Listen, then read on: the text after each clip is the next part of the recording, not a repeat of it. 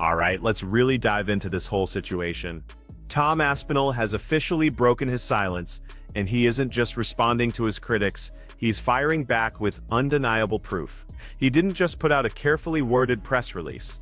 He went a step further and posted his actual medical report for the entire world to see, aiming to shut down any and all speculation for good.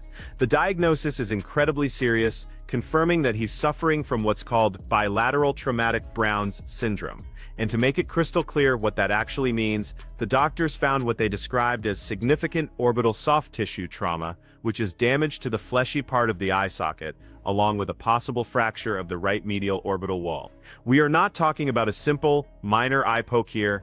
This is documented, severe damage that completely erases any lingering doubts about just how serious the injury he sustained in that fight truly was. Start training again. Look, it's not up to me. It's up to the doctors. At the minute, I ain't allowed to do nothing, so I'm just following advice at the moment. What's next?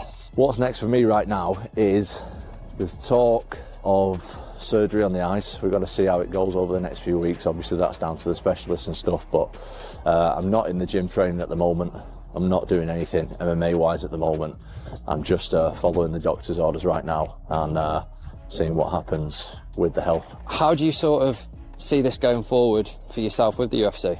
I think right now we just got to focus on the health, innit? We just got to get everything back to normal, follow the doctor's orders, and that's all I can control right now. So we'll cross that bridge when I'm feeling better and everything's right. So, what does the immediate future look like for Tom Aspinall? Well, he's making the only smart move he can, and has revealed that he is currently stepping away from all training activities to concentrate 100% on his health and recovery. Let's be clear, this isn't some kind of vacation or a break, it's a medically necessary recovery period. He even disclosed the very real possibility that he might need to undergo hiatus.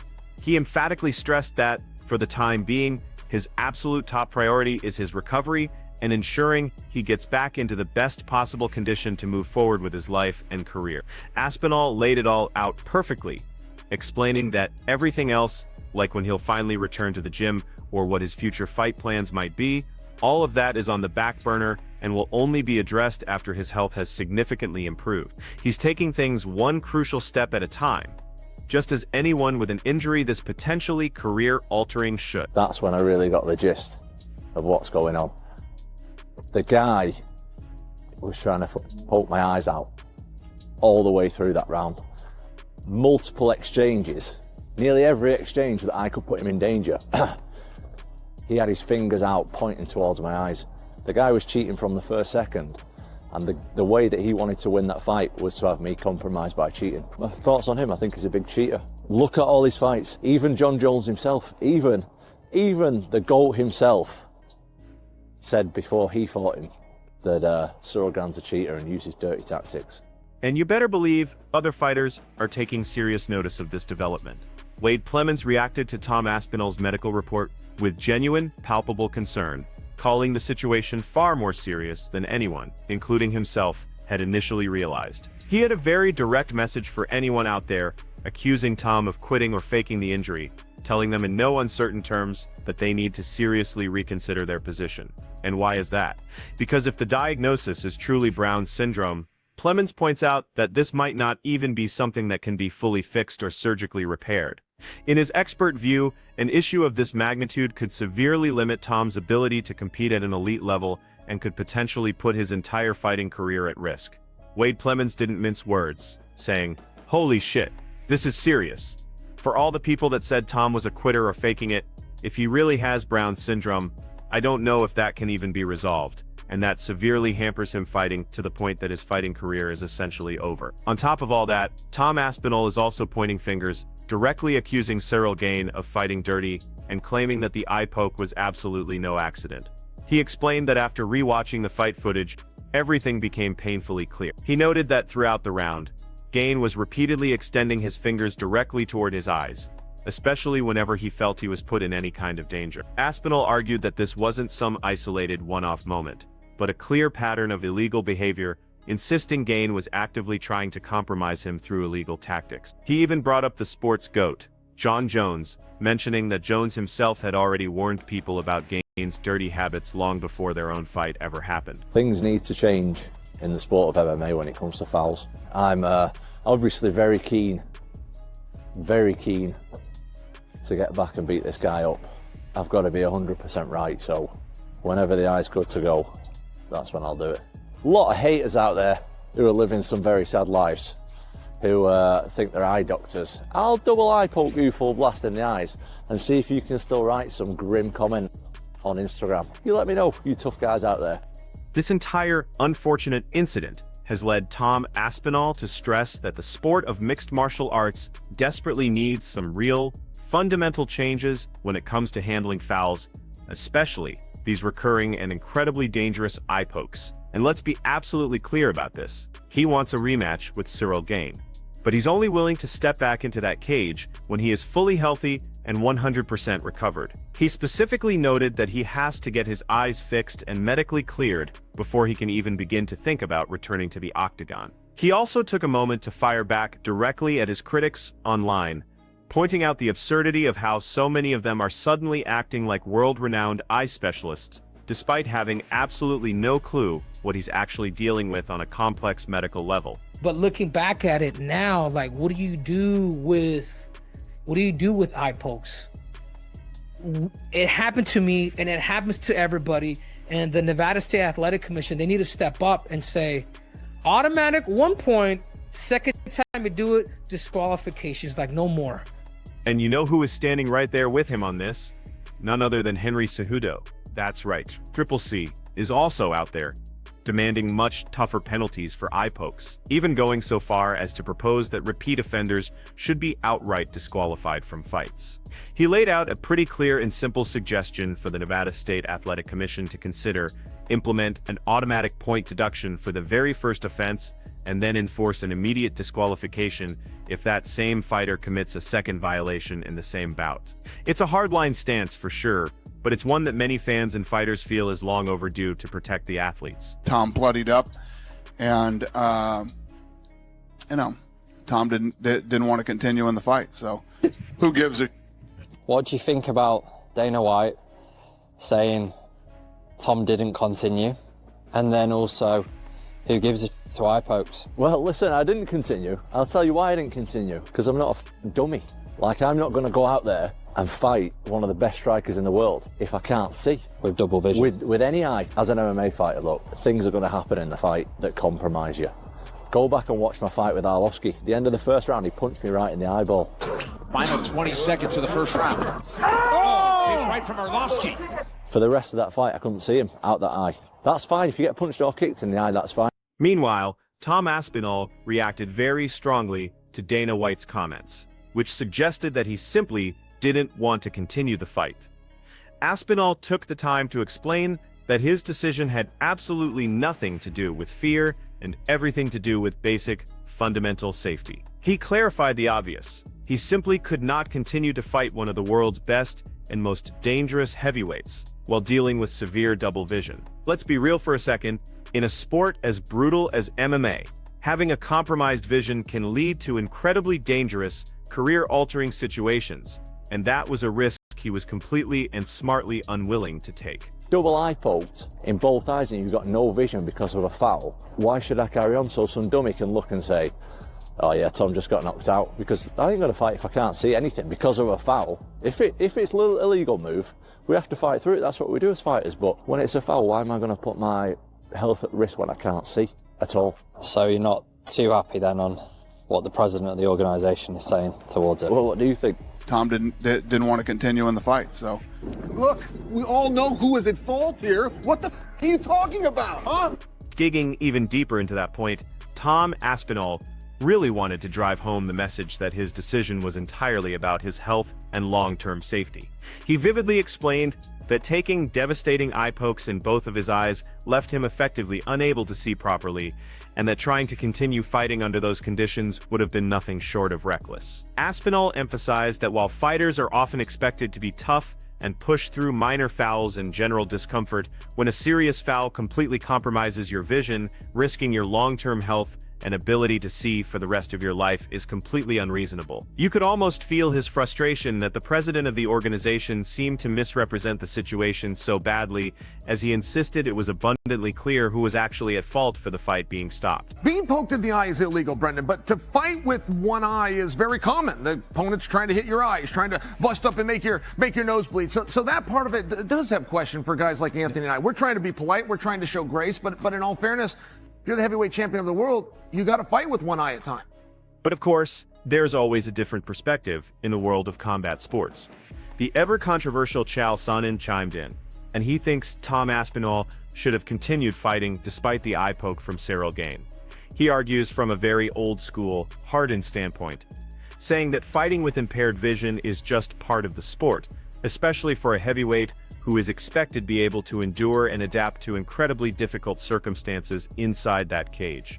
In Chael's world, the solution is simple. You bite down on your mouthpiece and you keep going, no matter what the injury is. I felt like the fight was going okay. It was going pretty much to plan. I think that, look, there was this big notion in the media before that I'm just going to run through Ciryl Gane. Look, I might look like an idiot. Sometimes I might even talk like an idiot, but when it comes to fighting, I know what I'm talking about, and I know that Ciryl Gane is a tough matchup for me.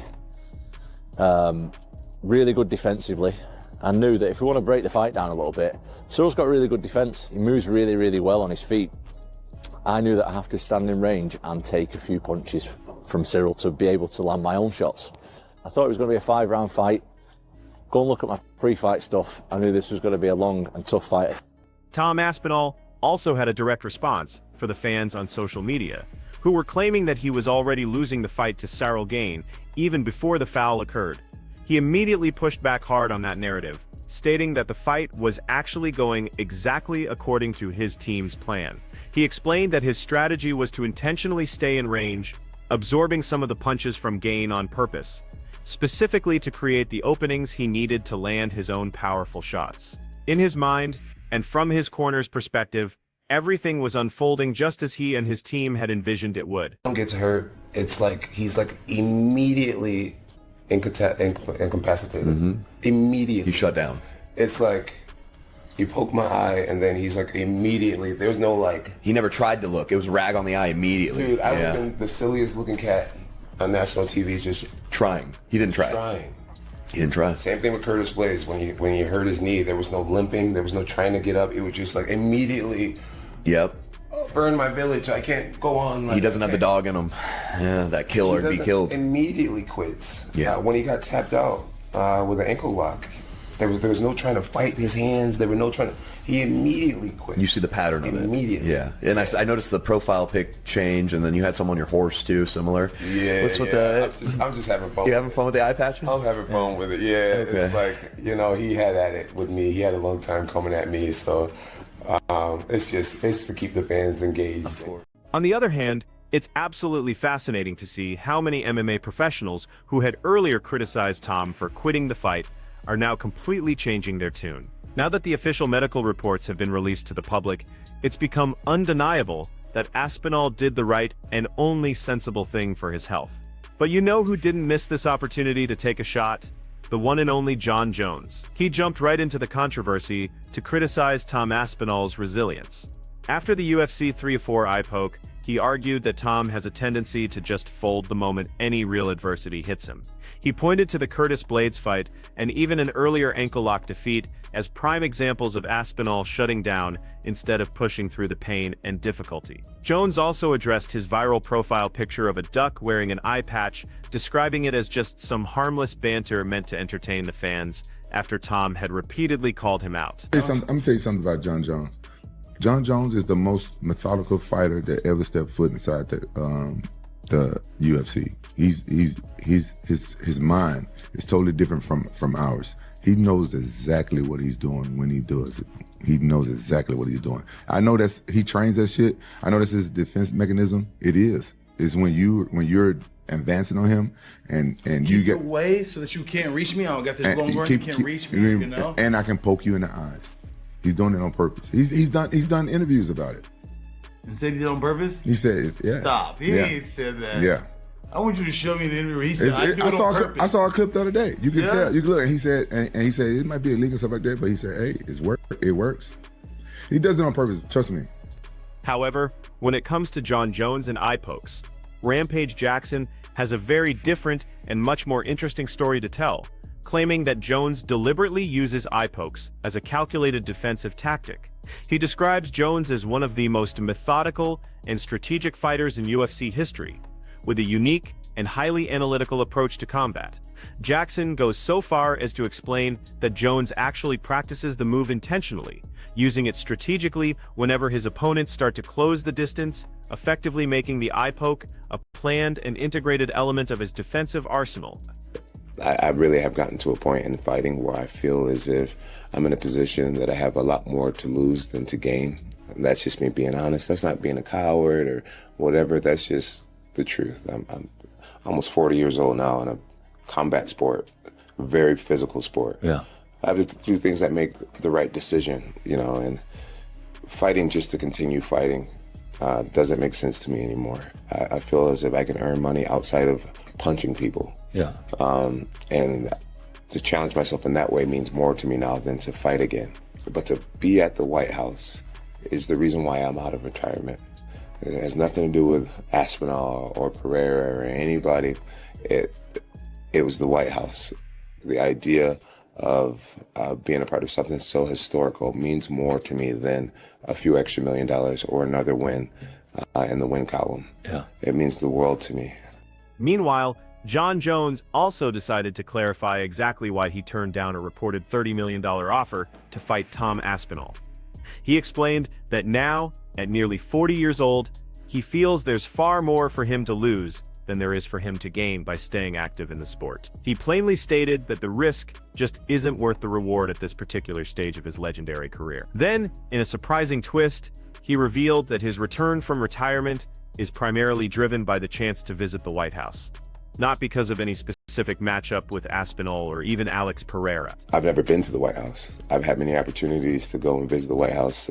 I've never taken anyone up on it, but to compete there, to warm up inside of the White House and to... Yeah, we got through the Oval Axis. Yeah, that's right. I think they said it would be on the South Lawn.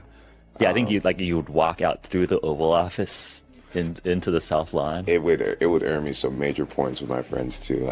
I'm friends with some of our country's top military veterans, and I know that they would find it to be very, very cool. Yeah, very, very cool. So for me, it's like some of my motivations aren't traditional anymore. You know, I don't think I care about what most fighters would care about. Yeah. Most fighters wouldn't turn down $30 million. They just wouldn't do that. Yeah. My goals are different than other people's at these days. Yeah. And yeah, White House would be something for my personal bucket list that would just...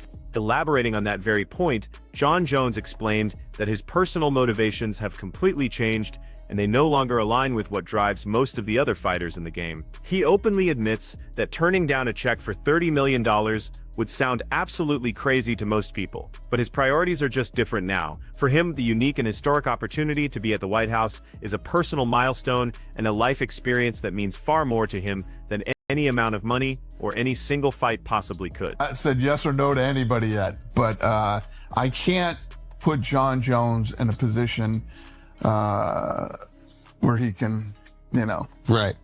You can't let this get canceled. I had a deal with him. We had a deal to fight Tom Aspinall. Really? Oh. Yeah, we had a deal. What happened? And he said, you know what? I'm not going to do it. He didn't want to do it. Yeah. However, it seems Dana White is not on the same page at all. The UFC president has made it crystal clear that Jon Jones will not be included on the UFC's prestigious White House card, especially after he pulled out of the planned fight with Tom Aspinall. Dana said the agreement was already set and in place, but that Jones ultimately chose not to follow through with his commitment. White stressed that for a landmark event like this, he needs fighters who stick to their word, fighters who are reliable and can be absolutely trusted to show up and perform when it counts. It's a more matter of legacy. What would make more sense? Yeah. Do you fight the guy who is impressive right now, who no one I don't think is going to really care about a few years from now? Or do you fight the guy who's going to be remembered around the world for a very long time? I mean, in Brazil, Pereira is an absolute idol right now. Pereira, literally, one of the only things he says is trauma. Yeah. and people are, no one even knows what it means. Yeah. But he has that it factor, and that's a part of the reason why I wanted to compete against Pereira. The brand that he represents, the energy that he has behind him, will be remembered more than just 5 years from now. Yeah. Like, for example, Aspinall just had a close fight, and people are already writing him off. Yeah. Circling back to potential opponents, Jon Jones did explain why he prefers a fight with Alex Pereira over one with Tom Aspinall. And it all boils down to one word: legacy. He wants a matchup that will be remembered and talked about for decades to come, not just a fight that looks good on paper in the moment. In his view, Pereira is a legitimate national icon in Brazil, a fighter who possesses a rare aura and star power that creates a lasting historical impact. Jones contrasts this with other fighters, who even after putting on competitive performances are often forgotten by the fans within just a few years. He believes Pereira's presence and influence will remain significant long into the future. What could have been if Tom Aspinall goes out there and wins? What happens to his career after that? That's the Jon Jones potential fight at the White House. Like, there's so much that Tom missed out on because of that. Super unfortunate, sad, and it would have made the heavyweight division it would have made it a lot more fun. I mean, the whole division's been so crazy with Jon Jones. You know, he defended an interim belt, Tom Aspinall. It's like, what do you? I mean, Jon Jones is done. Alex Pereira, he's probably not moving up to heavyweight. Like, you just rematch that fight. You know, the crowd was insanely loud, so it was like, I guess it was a big fight, but yeah, do you watch it again? Do you make that fight again? Jon doesn't want to fight Tom. Alex doesn't want to fight Tom. Ah, man, yeah, I don't even know what you do with that fight. I think Dana said he's gonna make a rematch. Furthermore, Sugar Sean O'Malley weighed in, and he said he felt genuinely sorry for Tom Aspinall. After the eye poke prematurely ended the fight, he believes the incident completely robbed Tom of a huge career-defining opportunity. He started to imagine how different things could have been if Tom had won that night, possibly setting up a massive, legacy-defining fight with Jon Jones and bringing a whole new wave of energy to the heavyweight division. O'Malley reflected on just how unpredictable the division has become, wondering what direction it would even take next, since both Jones and Alex Pereira didn't seem particularly interested in facing Aspinall. He admitted the whole situation has left more questions than answers about what's coming next for the big boys. I was as disappointed as anybody else. And I think at first, I really was kind of on the side of, man, Tom, like, come on, you got to step up. This is a main event, this heavyweight title. Take as much time as you need, but get back in there. I think when I saw the poke and how bad it was and the fact that it compromised both eyes, it was ugly. And you're right, that only Tom Aspinall really knows. Could he have continued? And I think I talked to a few people about this, and somebody brought up a really good point to me that, let's say that he could kind of see, but it was not great 100%. And you're in there with a guy like Ciryl Gane, who's on point. He's on point. You haven't been in the octagon in a really long time. And now you're compromised. And even if you maybe can continue, you know, I think there was a part of it that was like, I'm not fighting this guy with not 100%. And here's another interesting shift in perspective for you. Paul Felder also admitted that he was initially frustrated by the eye poke, and in the heat of the moment, he thought Tom Aspinall should have continued fighting in the heavyweight title fight. However, once he saw the true severity of the injury and came to realize that both of Aspinall's eyes were seriously affected, his entire perspective shifted dramatically. He explained that only Aspinall truly knew how compromised his vision was, and he emphasized that facing a precise, lethal striker like Ciryl Gane with limited sight would have been extremely and unnecessarily risky. He ultimately concluded that stopping the fight was, without a doubt, the smartest and safest decision Aspinall could have made for his career and his long-term health. And that pretty wraps up today's video, and hopefully you enjoyed this deep dive into all the drama and fallout. We definitely want to know what you think, so let us know all your thoughts down in the comments below. Don't forget to hit that like button if you got some value out of this, and of course, subscribe for more daily MMA updates and reactions. We'll see you in the next one.